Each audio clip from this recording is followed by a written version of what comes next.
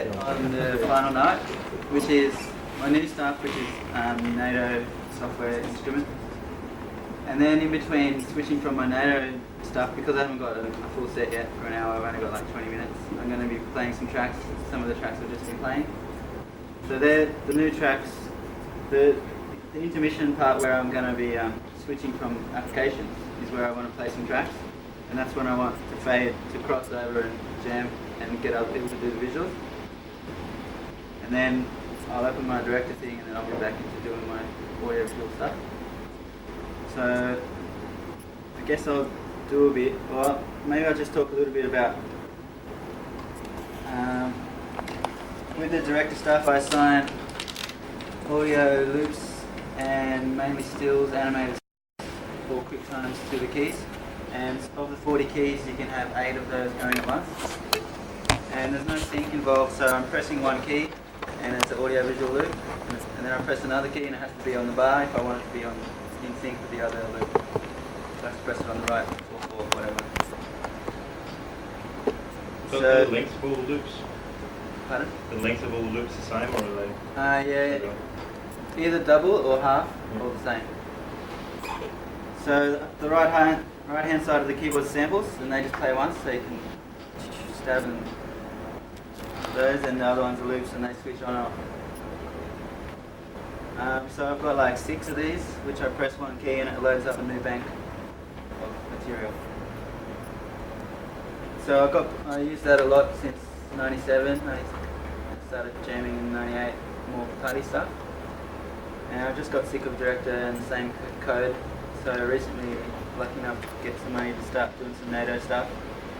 So with the NATO stuff, it's exactly the same concept of having the audio and the video assigned to the keys and mixing the loops and samples, but with real-time effects. And the effects are manipulated by the mouse. So the parameters of the position of the mouse is affecting the parameters of both the audio and the visual. So what's interesting for me is the relationship between the audio-visual effects.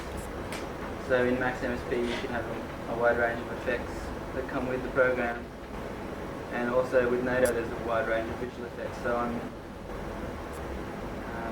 trying to build relationships between the effects and how they react to each other. I've got some that I'm happy with and some that I'm still developing because the software development stage.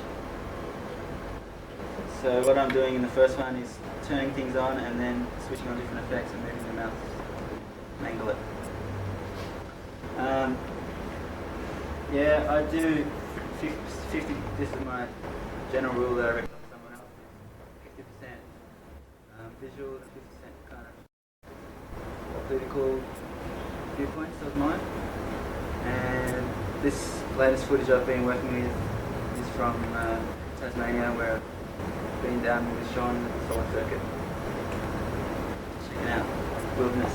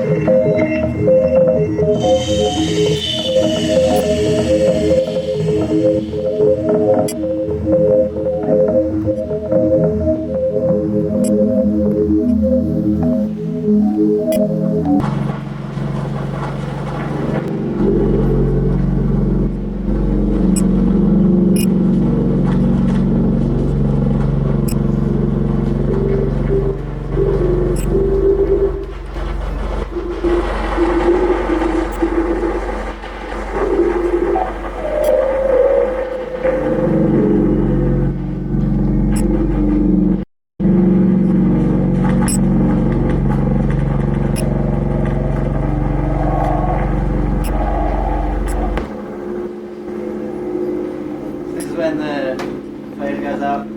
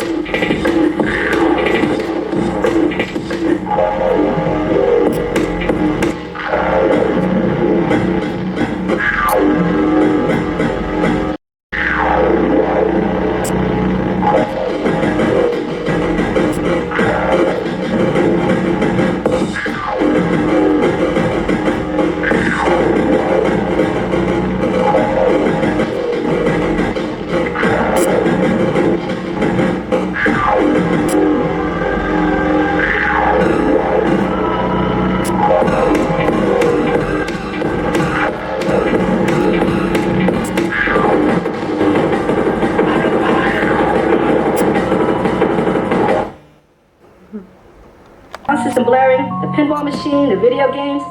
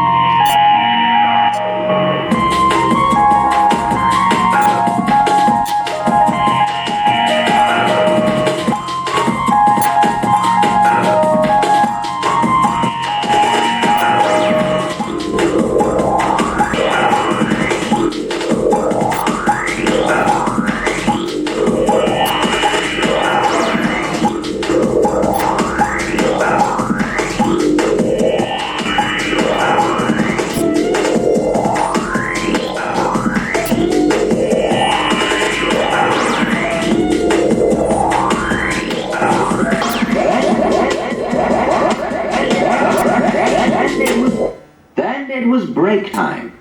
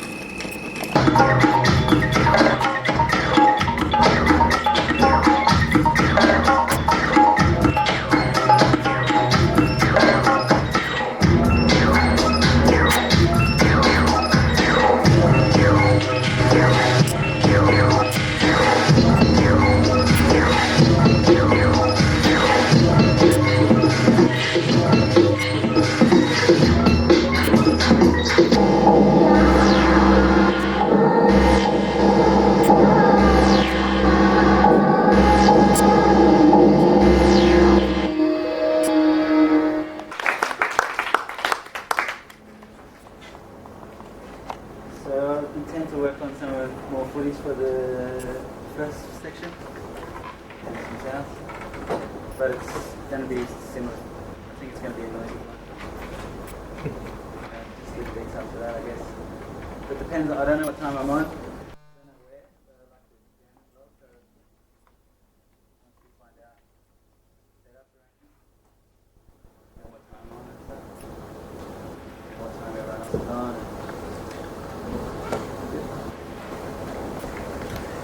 Are you looking for any particular feedback or comments on the stuff you showed? Or? Yeah. Particular? Well, could you talk about you mentioned briefly about that division between the first section and the second in terms of the ideas that you put into it, that sort of making a line of the political and or perhaps don't, I don't know. No, that's good. Are you talking about the different programs that I'm using? Absolutely not. No, just Yeah. the way that you use the content. Oh, okay. Because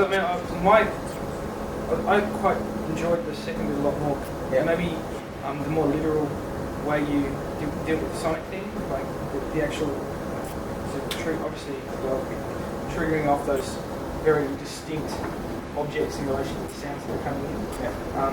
I enjoyed that because perhaps it was a little bit more the literal. I Yeah, thought it's when a you lot more work- literal than the first section, which is more abstract. Yeah.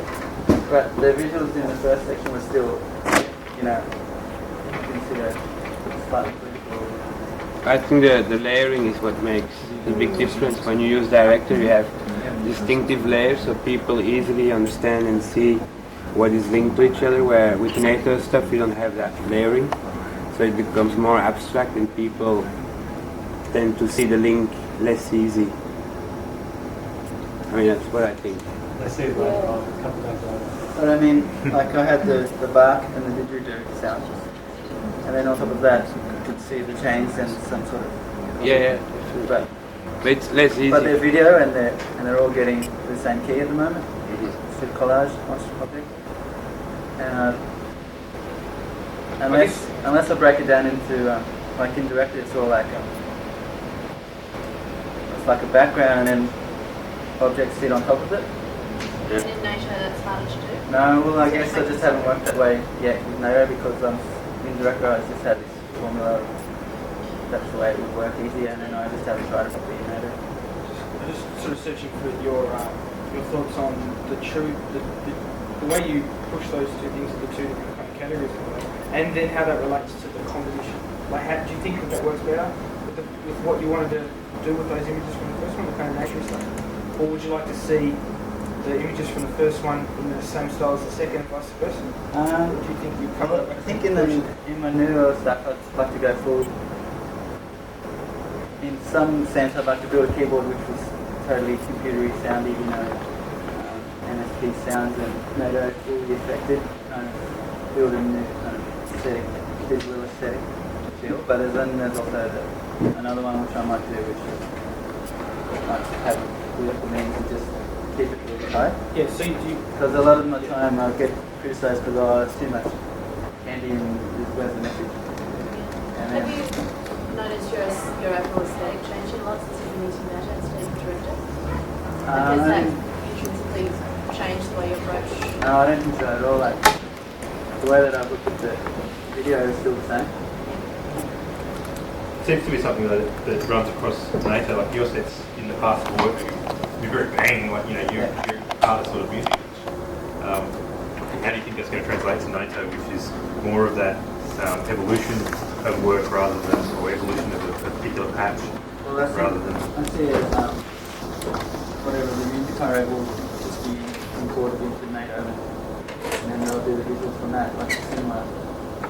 But I sense it'll be the effects also and how you use the effects as music manipulate. Lee Perry using a mixer as an object. Right? And learning or playing the effects as an instrument. I mean that sort of instant trigger sort of aesthetic goes well with the sort of harder music and the NATO stuff because of it. I've never seen that with NATO. I'm not quite sure if people do make that kind of sharp-edged, heavy beat sort of sound with NATO. But I want to see you do some of your stuff from your director era in that sort of style. Really. Well, I'd like to I've been tried importing one beat and then affecting it, and instead of just having a loop, it would just go straight. Yeah. But I haven't really done techno yet.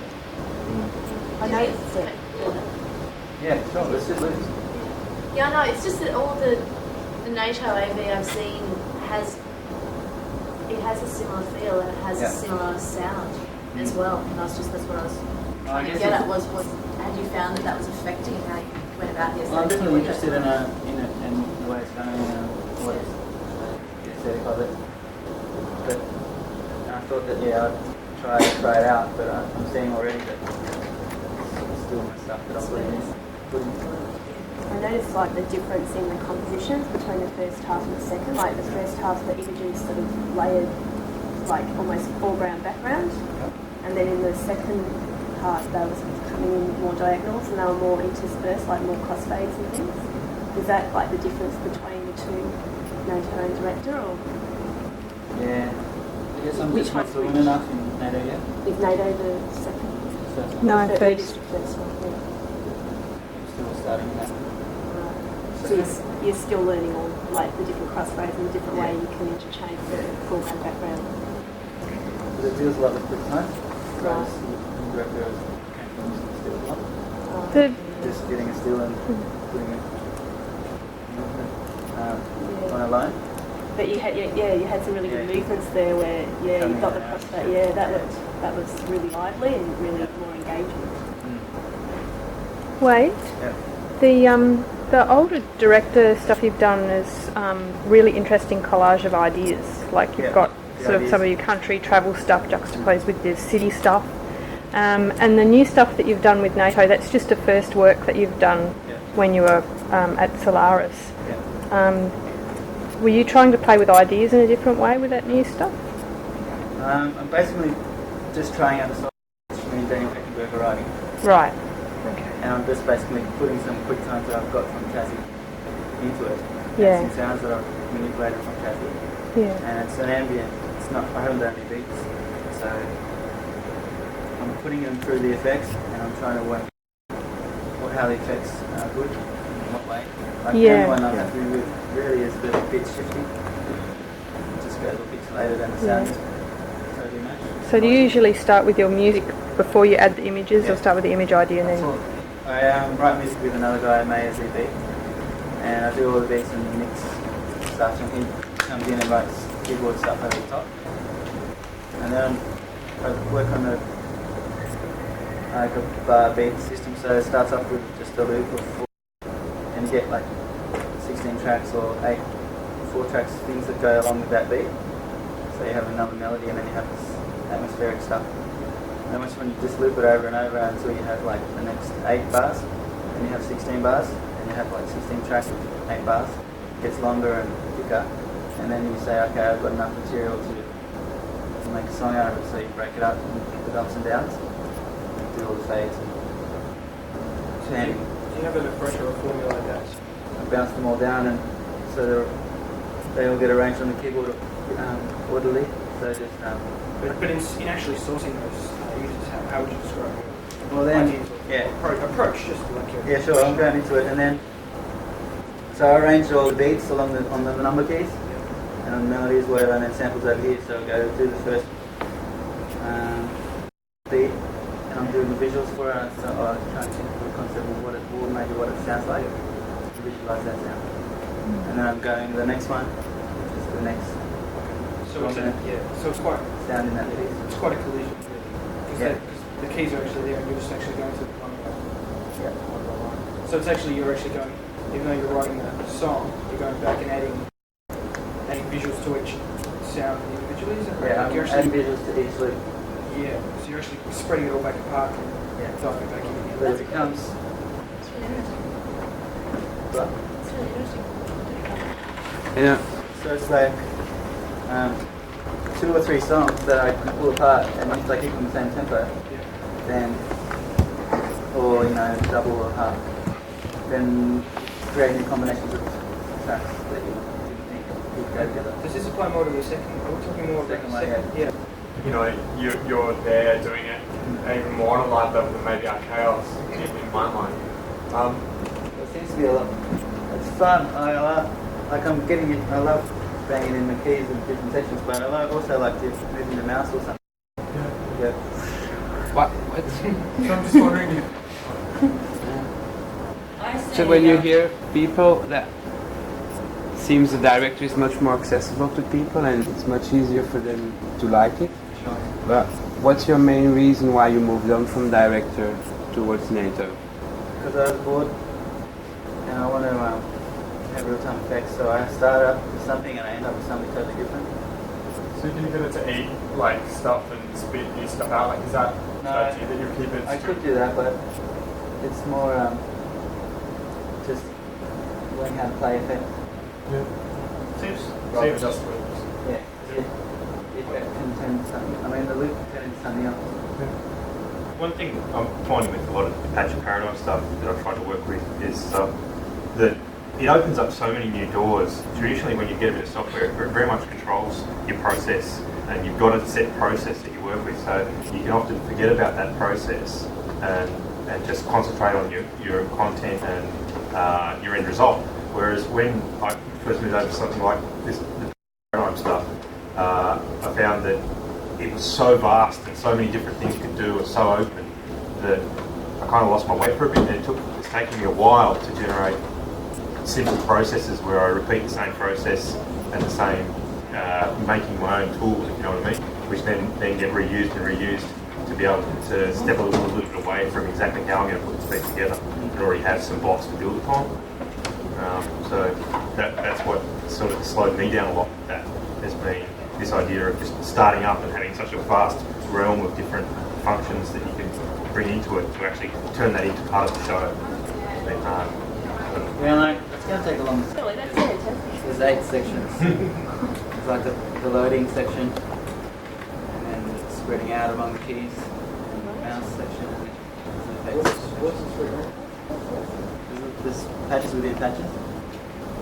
And did it help a lot to the programmer to Oh yeah, get it's stuff gone a done? lot faster.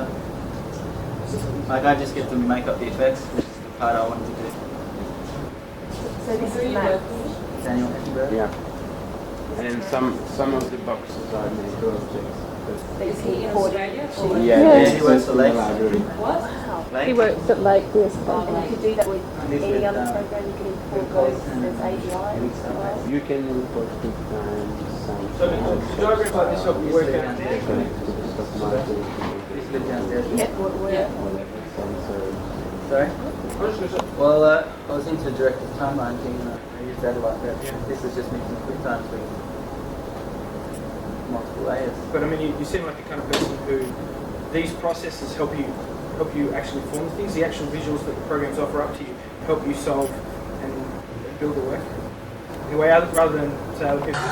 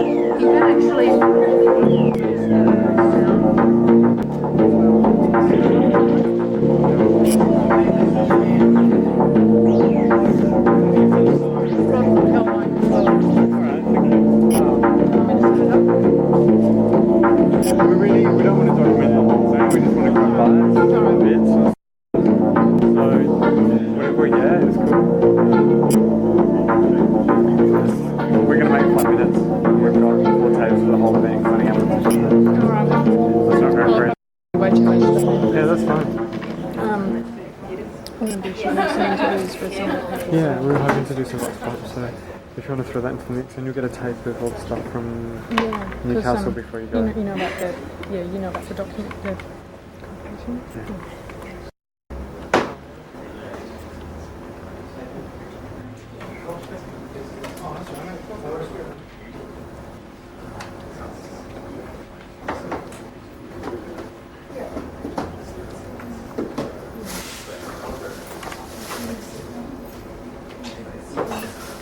Yeah.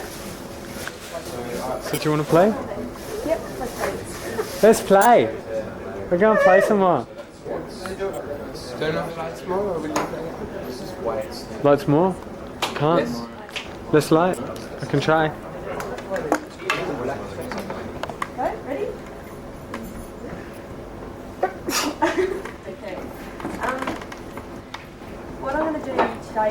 it's will be like a tactile video type mix with heavy use of the fairlight using a graphic pad, which enables you to get a lot of effect on an image straight up. I'll also using the music as a guide. With the fairlight and the graphic pad, you can act as an audio mix. So you're like, you're like the MIDI itself, sort of reacting to the music. I sort of like, with my material, I've got a lot of footage that I've shot myself on a VHS-C camera, and that's just footage I've shot around Melbourne parties, gigs, friends, just very photo quality sort of montage imagery. And I'll be cutting it in with, there's like a group in Melbourne that do copyleft, which is they make a lot of visual material for other visual artists and for people to use, and they call it copyleft, which means you can just have free range to do it for research and stuff. So I've got a bit of material, a really good shot. Synesthesia in Melbourne is great for that kind of thing, it's really supportive of it. So I've got some of that kind of stuff, and also just favourite images. So it is like pre-recorded or commercial imagery, like favourite movie or Alice in Wonderland or whatever your favourite image will be. I like to use that as samples and loops sort of coming in. It's very kind of mechanical and sort of tactile. I guess that's the whole aim of it because it's predominantly analogue. But yeah, I think I'll just get straight into it. Oh, and I'm running a live feed as well, live camera, so that will kind of, and a live feedback as well, which will create some more effects. So it's just better to show you.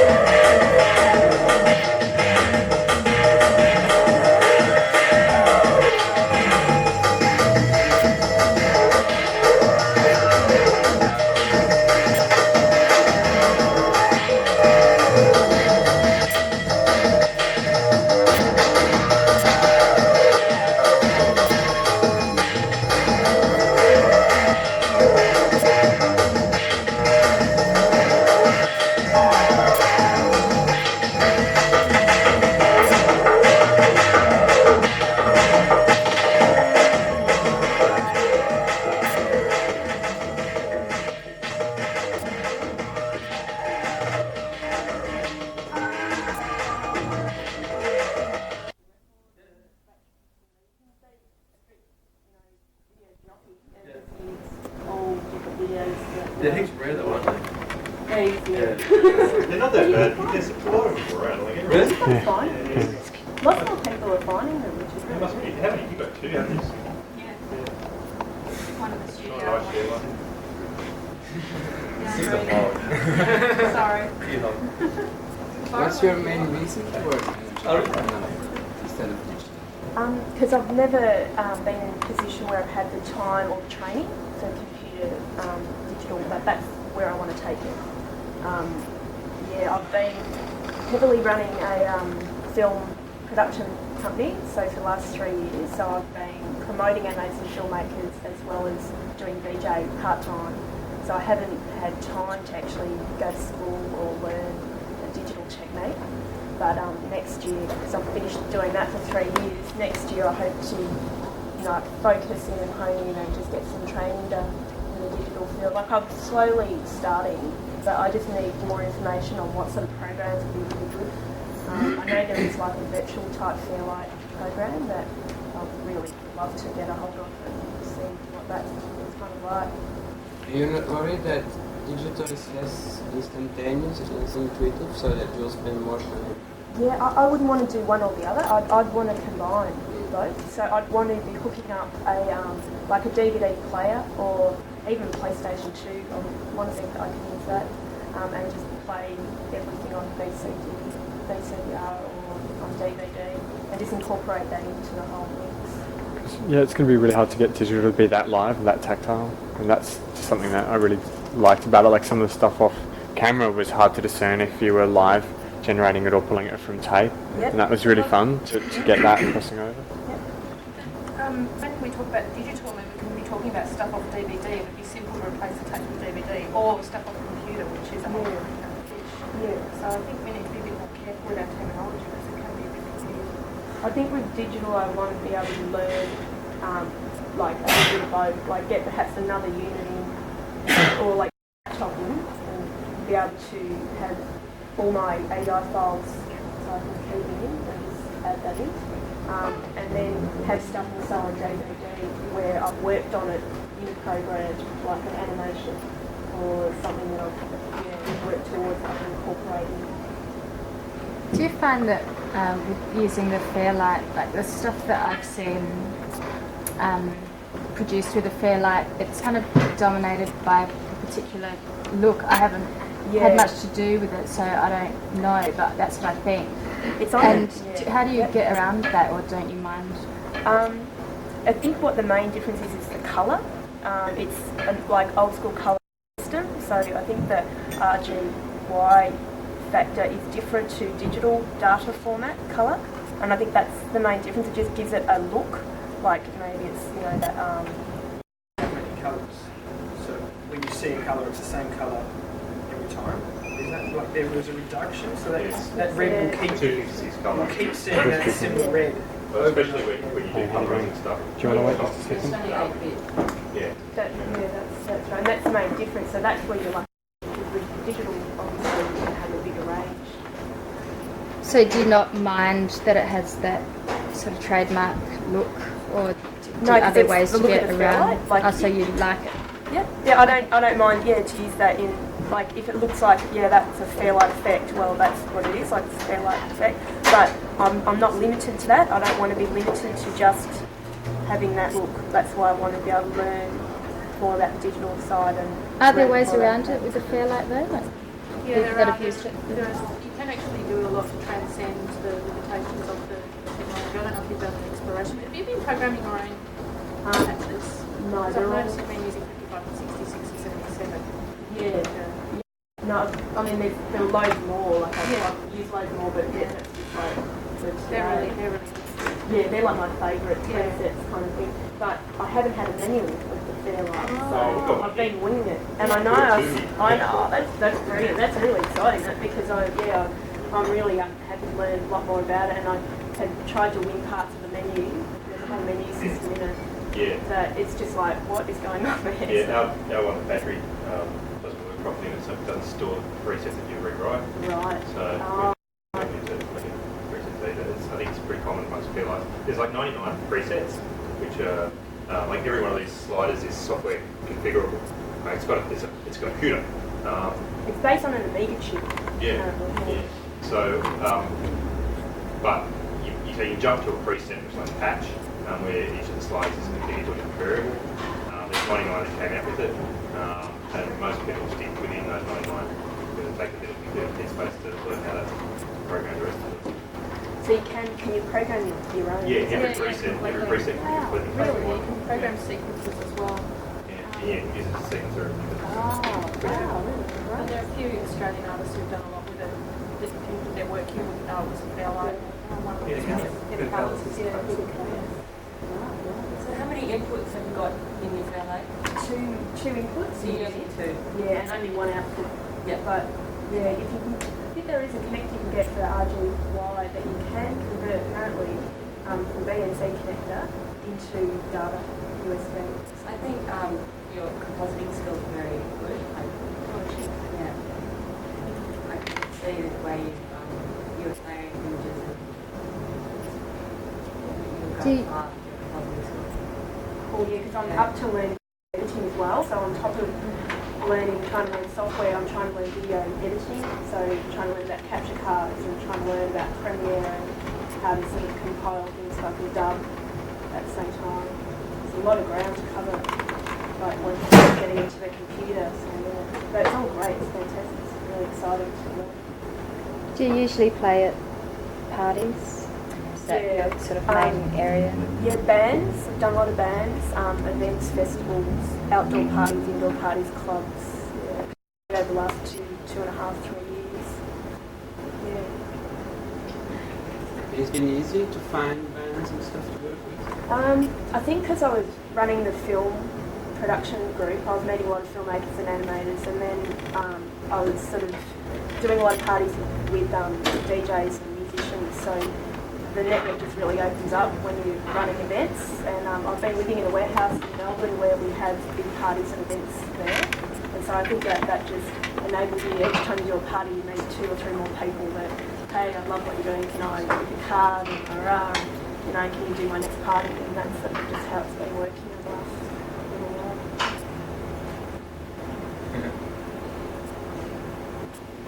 So what do you want to do with, what's your next steps, you think, to work?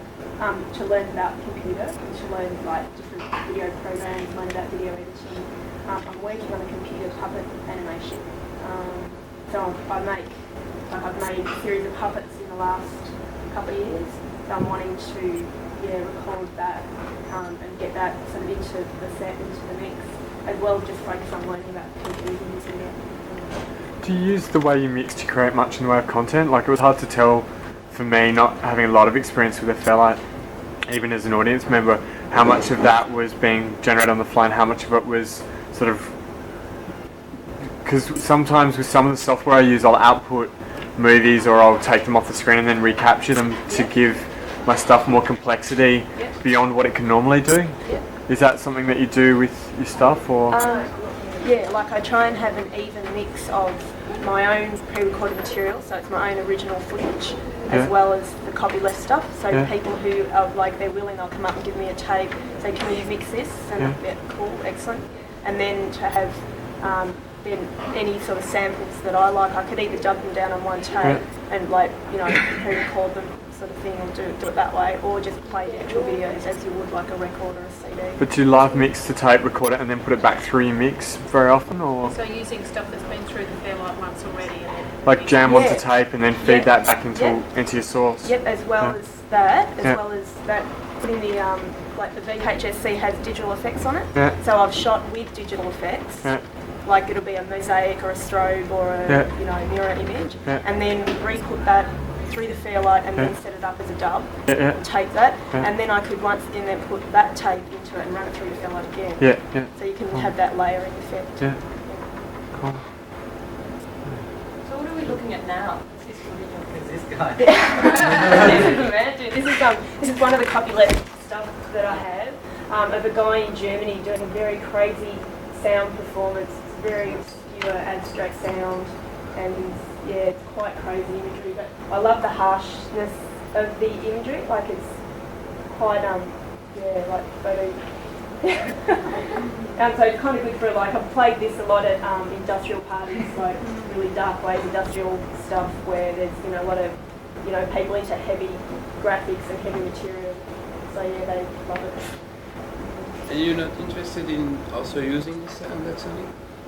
I'd love to, It's difficult to, I don't know, to jam with people who do sound and send your sound to them? No, I love that. I've done one MIDI link with someone, where we just went through a converter box and MIDI linked it. But no, most of the time I haven't had that opportunity with an audio person who knows enough about that who's been able to do that with me yet. Yeah. But it'd be good to learn about the audio side as well, which I, you know, have a strong tie to as well, and then learn how I can do that. Often get into the idea of just collecting still recording, is it? You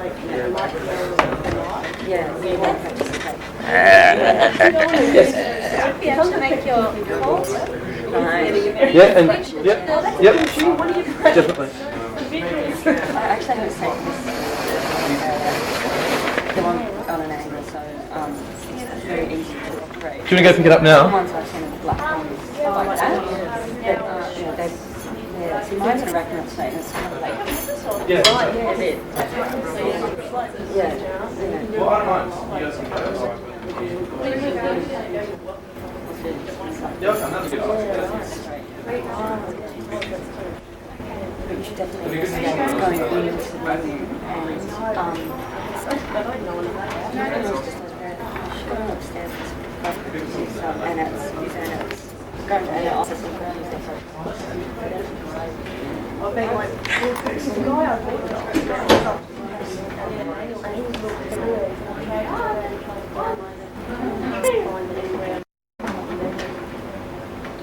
great when you start programming and saving programs. Like, a whole other machine.